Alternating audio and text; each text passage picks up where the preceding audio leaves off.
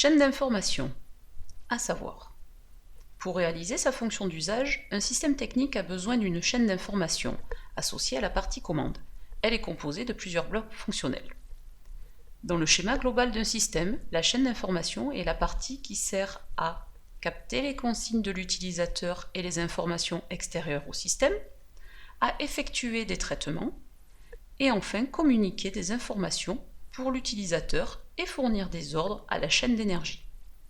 Remarque, elle est associée directement à la chaîne d'énergie pour réaliser l'action et remplir sa fonction d'usage.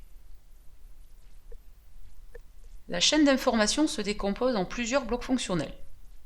À l'entrée d'une chaîne d'information, nous allons retrouver les consignes d'utilisateur et enfin les informations extérieures. Premier bloc, acquérir.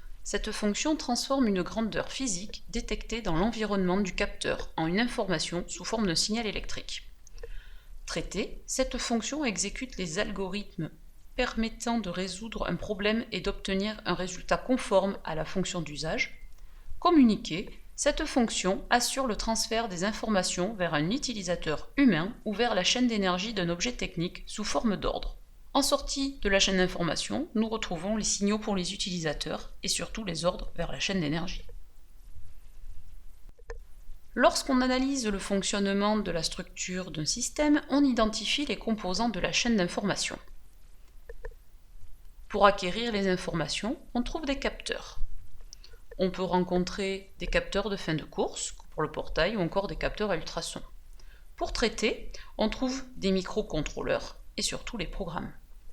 Communiquer. Cette fonction assure l'interface entre la partie commande, l'utilisateur et la chaîne d'énergie. Nous allons pouvoir trouver des afficheurs, comme des voyants pour l'utilisateur, des câbles pour piloter la chaîne d'énergie. Comment identifier la chaîne d'information d'un système d'alarme ? 1. On observe les composants, puis on analyse le fonctionnement.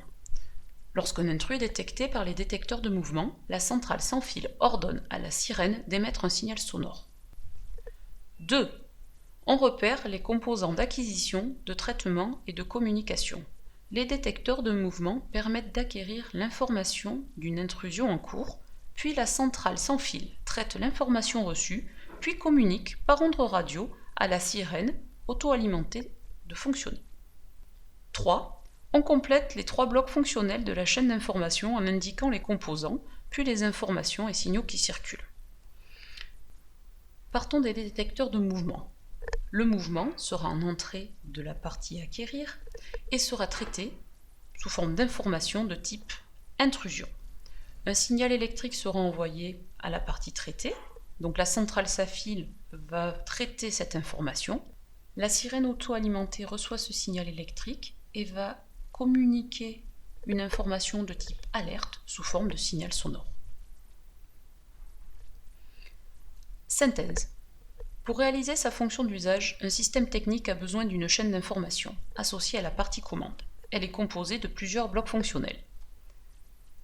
La partie acquérir, pour acquérir des informations, on va utiliser les capteurs. Pour traiter, on va utiliser des microcontrôleurs et des programmes. Pour communiquer, cette fonction va assurer l'interface entre la partie commande, l'utilisateur et la chaîne d'énergie. Dans le schéma global d'un système, la chaîne d'information est associée directement à la chaîne d'énergie pour réaliser l'action et remplir la fonction d'usage.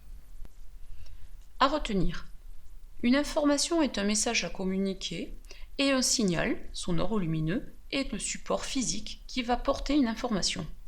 La chaîne d'information est la partie du système automatisé qui capte l'information et la traite avant de communiquer à la chaîne d'énergie ou à l'utilisateur. Elle est composée de 3 fonctions élémentaires ou blocs fonctionnels, acquérir, traiter et communiquer.